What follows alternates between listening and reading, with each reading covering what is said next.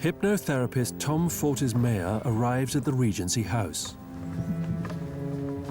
Mesmerists, as they were then called, were doctors of the heart and mind. Many were fashionable quacks. Others were motivated by genuine scientific inquiry. You may soon find your mind begins to wander. My words as a melody may move through your system. Leaving romance aside, Mr. Carrington returns to his first love, music. He's reliving an historic hypnotic experiment.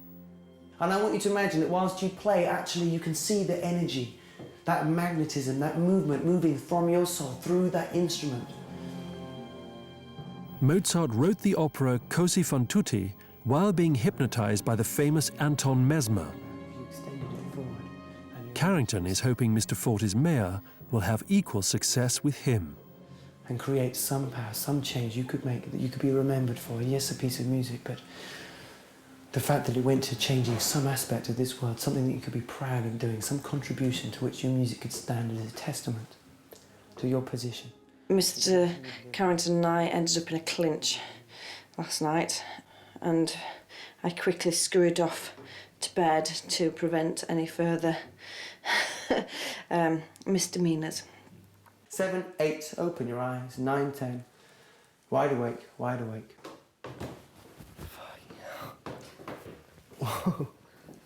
I've just heard that Mr. Carrington blabbed about it to all the boys, and Mr. Everett took great umbrage, which is not surprising at all.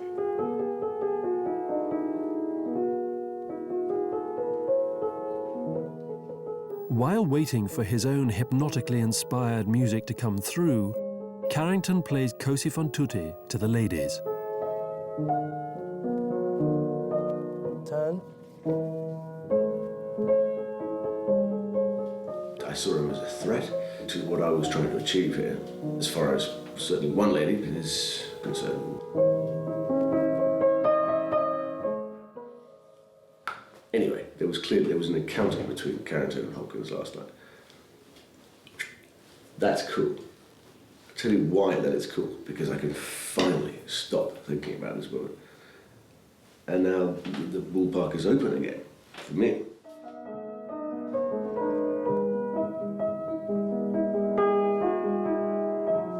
She's a really, really lovely person, and she's got a heart of gold. I'm not reciprocating something that she wants. I can't do it in here, and to any deep extent, it's just not possible. And,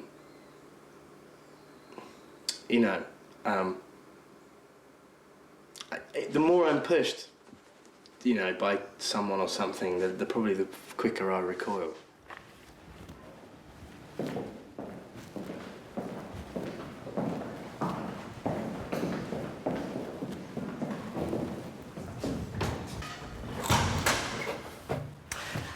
We need your assistance, a matter of some secrecy, delicacy, and we need to be assured of your discretion on this, because it could have some unfortunate repercussions, perhaps.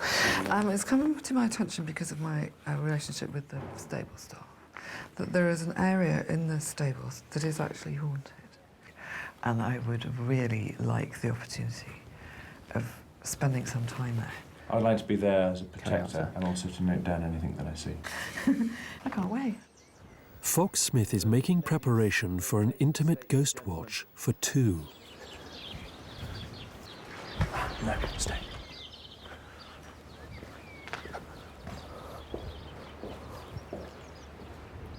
I need a large cravat of wine and 2 glasses next to the bed. Because Lady Devonport's so much older, she certainly has a lot more instincts and she can see things and understand people. She's a perfect person. We just connected to each other completely, I think, the first time we met. That I do love Lady Devonport.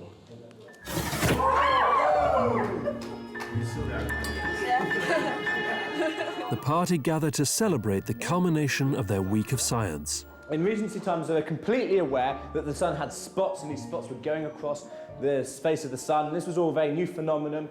Fox-Smith has contrived a human orrery. It did prove to them that the sun, in fact, wasn't stationary, but turning around and around and around, and that Earth turns around once a day. Turn around once a day. Ready? Orreries were mechanical models used to demonstrate the rotating orbits of the planets. Away from Mercury. The next planet we guess, as you've all guessed, is Venus. Can we have Venus over here? Venus, the goddess of love.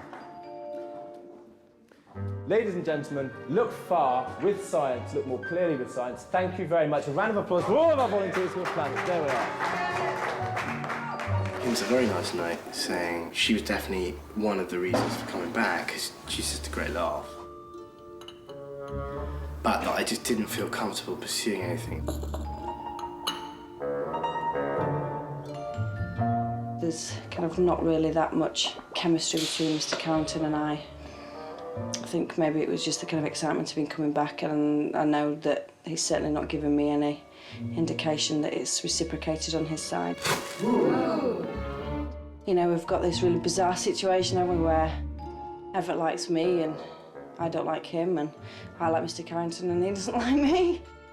I've always said, you know, I know. When I meet somebody, I know. But actually, I've been wrong, and it's kind of quite hard to admit that to yourself, that that kind of gut instinct isn't always right. And sometimes I've really missed, and maybe in my past life, or in my past, I've missed opportunities that maybe I should have taken advantage of. It's not all about that chemistry, that spark, because that doesn't last forever. For Miss Hopkins' chaperone, Lady Devonport, there are no regrets. She's preparing for her secret rendezvous with Mr. Fox-Smith. I've spent the last 10 years of my life trying very hard not to get attached to people, and it has made me think I actually can open up and be passionate and think about things, and it's not going to kill me. It is all right, and I'm really grateful for that. If anybody sees you, you can say you're going midnight riding.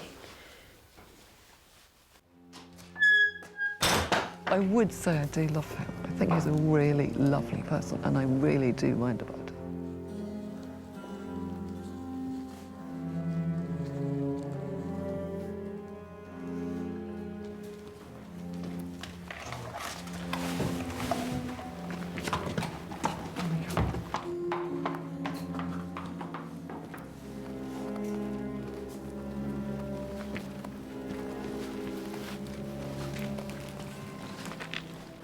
Lady Devonport.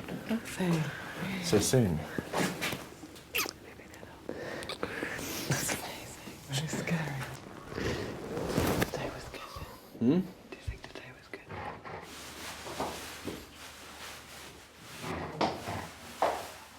A glass of wine. Thank you. Would you join me? Here's to scientific research. Absolutely. Ghost, an apparition or a spirit of a person deceased.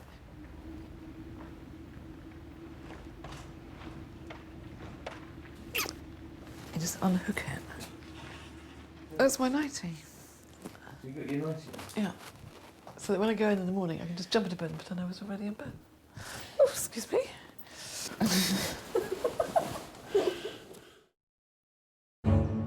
Next time, take your battle stations. Oh, sorry. It's war. How dare she despise me? Who does she think she is? Time at the house party is almost up, but many are still lost in the maze of love. I wish it could be me, but it isn't. There's every part of her. Will this storybook tale of dating and mating have a happy ending? He actually proposed to me. It's the spectacular grand finale. Next time at the Regency House Party. Would you like breakfast for two, sir?